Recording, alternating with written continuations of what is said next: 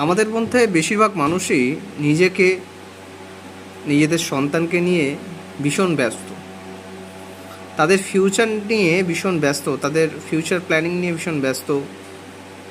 আমরা কি করে আমাদের ভালো স্ট্যাটাসটা মেনটেন করব, ভালো গাড়ি চড়বো, বাচ্চার এডুকেশনটা ভালো হবে, এগুলো নিয়ে ভীষণ ব্যস্ত। কিন্তু আমরা কেউ একবারের জন্য ভেবে দেখি না যে আমাদের মা বাবার বয়সটা হচ্ছে, সেখানে আমাদের একটা মেডিকেল এমার্জেন্সি আসলে তাদের ট্রিটমেন্ট করাবো কীভাবে ভালোভাবে, ঠিক জায়গায়। তো সেক্ষেত্রে বাবা মার জন্য একটা মেডিকেল ইন্স্যুরেন্স খুব প্রয়োজন, নইলে তাদের যখন আরও বয়স বাড়বে, স্বাভাবিকভাবে রোগও বাড়বে, সেক্ষেত্রে তখন দেখা যাবে অনেক সমস্যা।